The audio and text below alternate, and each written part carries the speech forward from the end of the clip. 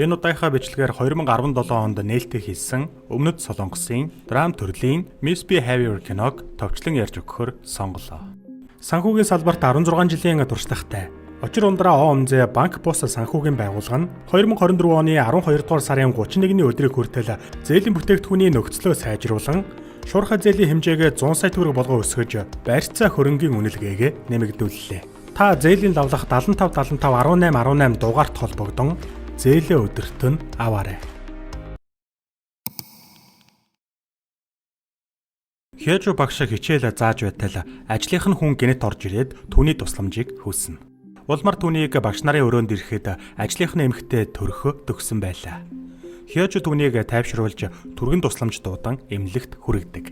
Энэ явдлын дараа Хяжугаас гадна бусад эмэгтэй багш нарыг сургуулийн хурлын өрөөнд цуглуулна. Гэтэл захирал нь багш нарыг жирэмсэлж болохгүй. Хэрвээ жирэмслэх юм бол ажлаас нь халах заалтыг гэрээндээ нэмж тусгасан тухай мэдэгдлээ. Хурлын дараа захирал Хяжууд жирэмсэн багшийг эзгүй хойгоор түүний ангийг давхар хариуцахыг даалгадаг. Хэдийгээр Хяжу хүсэхгүй байгаа ч ажилтайгаа үлдэхийн тулд давхар ачаал үүрхээс өөр сонголт байсангүй. Ингээд Хяжу нэмж дааж авсан шинэ ангидаа орж ирлээ. Тэрээр нэг сурагч байхгүйг анзаарч ангийнхнаас нь асуув. Ангийнхан нь тусаа сурагчийг биеийн тамирын зааланд бүжгийн хичээлээ давтаад оройн давталгад ихэвчлэн суудаггүй гэдгийг тайлбарладаг. Хичээлийн дараа Хяжу заал руу очиж бүжгийн сургуульд хийж буй жаяхаг олж харлаа. Түүнийг бэлтгэлээ дуусгах үед Хяжу түүнд хичээлдээ суухыг хүсэхгүй байгаа бол бүжгийн сургуульд элс гэж хэлв. Гэтэл жаяхаа хэрвээ мөнгөтэй байсан бол тэгхэл байлаа гэж хариулна. Хайхрамжгүй багш Хяжу түүнд үүнийг л хэлэх гэж ирсэн. Оройн цагаар түүний юу хийх нь өөрт нь хамаагүй гэдгийг хэлээд явлаа. Тэгээд Хяжу гэртээ харьдаг. Түүнийг гэртээ ирэхэд арчаагүй найз залуу санвуу нь хүлээж байх ба түүнээс хоол хийж өгөхийг хүснэ. Хоолны ширээний ард Хяжу давхар өөр анги хариуцах болсон болохоор өнөөдрөөс эхлэн оройтно гэдгээ санвууд хэллээ. Тиймээс цаашдаа өөрөө хоолоо хийгээд идчихэж угаараа гэхэд санвуу үүнийг сонсоод тэмч баяртай байсангүй. Удалгүй тэд маргалдаж бухимдсан Хяжу ширээнээс босч явдаг. Маргаашны Хяжу сургууль дээрээ ирээд шинээр Хэюн гэдэг багш ирснийг мэднэ. Тэрээр сургуулийн эзний охин учраас тэр даруй ахлах багшийн албан тушаалд орлоо. Уг нь Хяжу ахлах багшийн албан тушаалд дэвших хүнд байсан болохоор тэрээр маш ихээр бухимддаг. Дараа нь Хяжу коридороор явж байтал Хэюн түүнийг их сургуулийнхаа ахлах ангийн оюутан байсан гэдгийг таньжээ. Хэюн түүнийг аавтайгаа танилцуулж шинээр ажилд орж байгаа болохоор Хяжугээс өөрт нь тусалж дэмжихийг хүснэ. Оройн Хяжу заал руу очиод жаяхаг согтуу байгааг олж харан хажууд нь суулаа. Гинэт жаяхаас ирээд Хяжуг үнсэж дараа нь тэврэн түүнийг битгий яваач гэж гуйдаг. Эгчмэд бүсгүйчүүд түүнд таалагддаг бололтой. Хэсэг хугацааны дараа Хяжу согтуу жаяхаг гэрт нь аав дээр нь хүргэж өгөхдөө хүүн өөрийг нь үнссэн талаар огт хэлсэнгүй. Маргааш өглөө Хяжу жаяхагийн хувийн хэргийг нь шалгаж аав нь ганц бий болохыг олж мэднэ. Дараа нь тэр жаяхаг дуудаж түүнийг уусан талаар нь ярилцахад тэрээр нэг их юм хэлэлгүй хүсснээрээ шийдэг гэж хариулдаг. Маргааш өдөр нь Хяжу хичээлээ зааж байтал гинэт найз залуу нь тоглоомын талбай дээр ирсэн байгааг анзаарлаа. Хяжу уурлаж яагаад түүнийг ажил дээр нь ирж саад болоод байгааг асуув.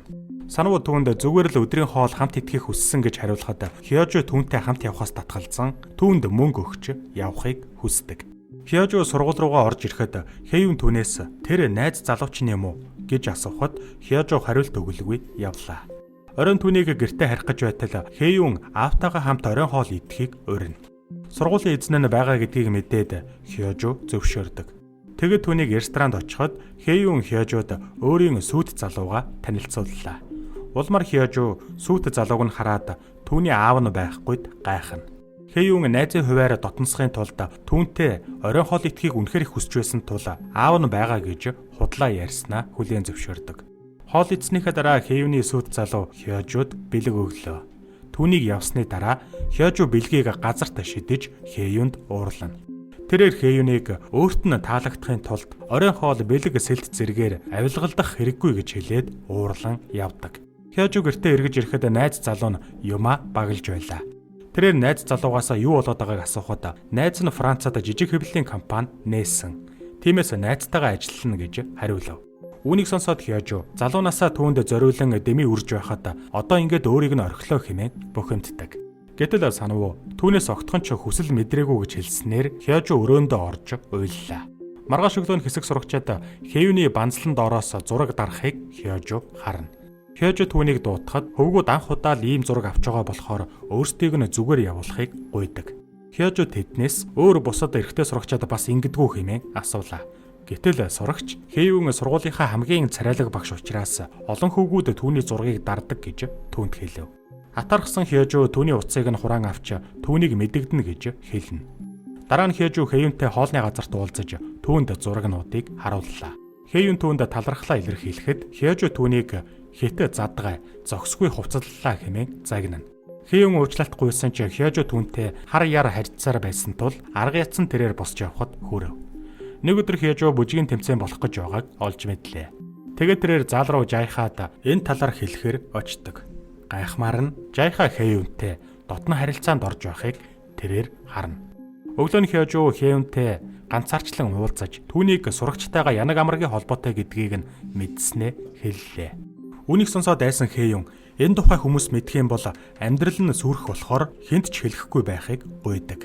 Улмаар Хёжу түүнийг захиралд мэддэхгүй байхаар шийдэж харин сурагч жайханаас нэн даруй харилцаагаа дасгалахыг шаардна. Хэюн зөвшөөрч Хёжу давуу талыг гартаа авсан болохоор инээмсэглэн явлаа.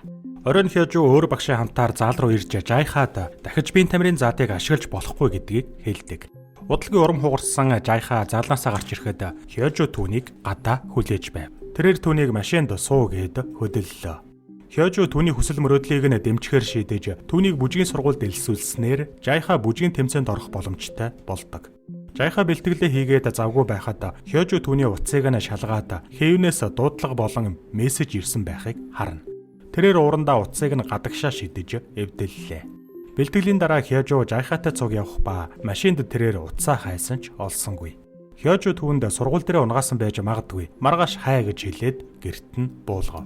Маргааш өглөө нь Хёжу жайхааг дуудаж бүжгийн тэмцээнд оролцох маягтыг бөглүүлэхэд Хэюн тэднийг харна. Шөнийн цагаар Хэюн сүйт залуутайгаа хамт байхад сүйт залуу нь Хёжу өөрлөө залгаж өдрийн хоол идэх санал тавьсан гэдгийг хэлдэг. Хэюн айж сүйт залуудаа түүнтэй холбогдох хэрэггүй гэж хэллээ. Сүйт залуу нь гайхаж Хэюнаас учрыг нь асуухад тэрээр хариу хэлэлгүй өөрийгөө зөвтгөн Хёжутай уулзахаар явна. Тэр Хёжугаас бүх зүйлийг урдих шиг байлгахыг гуйсан ч Хёжу хүлээн зөвшөөрсөнгүй. Маргааш оройн Хёжу жайхааг бүжгийн хичээлээс нь авч гэрт нь буулгах гэхэд жайхаа түүнд хүсэлт тавьдаг. Тэр түүнд алдартай бүжгийн үзүүлбэрийн талаар ярьж түүнийг ирж үзхийг хүснэ. Жайхааг догдолж байгааг харсан Хёжу зөвшөөрлөө. Буухаас өмнө жайхаа Хёжуд бугуун цагаа өгч тэмцээнийхэн дараа буцааж өгөхийг хүсдэг. Бүжгийн үзүүлбэрийн дараа Хёжу жайхааг гэрт нь хүргэж өгөх гэтэл тэрээр өнөөдөр гэрлүүгээ очихгүй. Аав нэг эмэгтэйтэй гэртээ болзож байгаа гэдгийг хэлснээр Хёжу түүнийг гэрт нь хонохыг зөвшөөрнө. Тэд Хёжугийн гэрт ирэхэд тэрээр жайхаад солих хувцас унтахтаа нөмрөх хүнжил өглөө. Энэ үед хаалганых нь хонхон дуугарч гинэт найз залуу Санвуу нь ирсэн байв. Санвуу Хёжуд түүнгүүгээр амьдарч чадахгүй гэдгээ хэлээд буцаад хамтдаа байхыг хүсэж байгаагаа илэрхийлдэг. Гэтэл жайхаа түүний араас гарч ирснээр Санвуу Хёжугаас өөр хүнтэй болсон юм уу гэхэд Хёжу үгүйсгсэнгүй. Улмаар Санвуу уурлаад явлаа. Сэтгэл нь тавгүй байгаа Хёжу өрөөндөө ороод шөнө унтаж чадахгүй хөрвөөсөөр. Тэгээд усуухаар гарч ирээд жайхааг буудан дээр унтаж байгааг хардаг. Тэрээр түүний хажууд суухад жайхаа сэрэх ба тэрээр түүнийг үнсэж цаашаа юу болохыг нь та нар гадарлаж байгаа байх. Энэ өдрөөс эхлэн тэдний зохисгүй амрагийн харилцаа үргэлжилсээр Хёжу түүнд зориулж хослол хүртэл худалдаж авч өгнө. Бүжгийн тэмцээний өмнөх орой Хёжу жайхааг гэрт нь буулгах ба түүнийг явхад аав нь түүнийг сайхан сэтгэлтэй багш юмаа гэж магтдаг. Харин жайхаа түүний өгөөмөр сайхан сэтгэлийн цаана учир шалтгаан байгаа гэж хэлээд орлоо. Маргааш оройн Хёжу жайхагийн бүжгийн тэмцээн рүү түүнийг дэмжихээр очино. Тэнд тэрээр Хэюн ч бас ирсэн байгааг анзаардаг. Тэмцээний дараа Хёжу жайхаатай уулзах гэсэн ч түүнийг олсонгүй. Гайхмаар нь Хэюн жайхаад мөнгө өгч Хёжутай янаг амрагийн холбоо тогтоо гэж даалгасан байлаа. Хэрвээ тэгж чадах юм бол Хэюн түүний сургуулийн төлбөрийг нь төлж найз охин нь болох болно гэж амлажээ. Гэсэн ч Хэюн түүнд зөвхөн мөнгө өгч харин түүний найз охин байж чадахгүй хэмээн амлалтаасаа буцснаар жайхааг уурлуулдаг. Тэгэд Хэюн явах гэтэл жайхаа түүнийг тэрвэрч тэд үнсэлцэн. Энэ хооронд тэмцээн дээр жайхааг олохгүй байгаа Хёжу түүнийг гэрийнх нь гадаа хүлээхээр шийджээ. Гэтэл Хэйюн түүнийг гэрт нь буулгаж өгөхөд Жайха түүнийг үнсхийг Хёжу харснаар түүний сэтгэл нь шархалдаг. Дараагийн хэдэн өдрүүдэд Жайха Хёжуг огт тоосонгүй, дуудлагыг нь ч авсангүй. Тиймээс хичээлдэр Хёжу түүнтэй тусдаа уулзахыг хүснэ. Гэсэн чи Жайха бүжгийн тэмцээнд төрүүлсэн учраас сайн коллежид детгэлэгтэй элссэн тул Хёжу болон түүний дэмжлэг одоо хэрэггүй болсон гэдгийг хэлдэг. Зүрхэн шархалсан Хёжу түүнээс өөртөө хамт байгаа ч гэж гуйсан ч Жайха түүний бодит төрхийг нь илчлэнэ гэж сүрдүүлээд явчихав. Дараа нь Хёжу Хэйюнтэй нүүр тулж түүнийг сургуулийн удирдлагад мэдэгдэнэ гэж сүрдүүлэхийг оролдсон ч харамсалтай энэ удаад Хэйюн давуу талыг авч Хёжуг өөрийг нь Жайхатай амрагын харилцаатай болсныг нь мэдсэн гэдгээ хэллээ. Тиймээс Хэйюн өөрт нь багшийн ажил тийм ч чухал биш болохоор өөрөөс нь илүү Хёжуг алдах зүйл ихтэй гэдгийг анхааруулна. Ингээд Хэйюн Хёжуг том зохиолтонд оруулаад явлаа. Маргааш нь Хёжугийн ажлын багш жирэмсний амралтаа дуусхан ажилдаа гэнэт орсноор Хёжу Жайхагийн ангийн багш нь байхаа болоход хүрэв. Мөн сургуулийн эзний тушаалаар сургуулийн захирал Хёжуг тодорхойгүй шалтгаанаар ажлаас нь халдаг. Цөхрөнгөө барсан Хёжу Хэйюн дээр очиж хийсэн бүхнийхээ төлөө уучлалт гуйна. Тэр түүнээс ажилд нь буцааж оруулж өгөөч гэж өвдөг сөгдөн гуйлаа. Улмар Хэйюн түүнд туслахыг зөвшөөрч Хёжугээс бүх зүйлийг өнгөрсөн дүлдээж найзууд болохыг хүсдэг. Оройн тэд Хэйюны гэрт цагийг өнгөрүүлж Хёжу цай чанж байтал Хэйю түүнээс түүнийг үнэхээр Жайхад дурлсан эсхийг нь асуулаа. Тэгээд Хэйюн өөрийгөө Жайхатай зүгээр л цагийг өнгөрөөж зугаатч байсан. Ерөөсөө түүнд хайртай байгаагүй гэдгээ хэлнэ. Үргэлжлүүлээд тэрээр Хёжуг өөрөөсөө хамаагүй дүү сурагчид дурлсан хэмээн шоолж байгаад удалгүй унтчихдаг. Ууралсан Хёжу данхтай буцалж буй цайг аваад Хэйюны нүүрэн дээр нь асгачих нь тэр. Дараа нь тэрээр түүний утаснаас Жайха руу манай руу хүрээдэг гэсэн мессеж илгээнэ. Удалгүй Жайха ирэхэд Хёжу хаалгыг нээж өгдөг.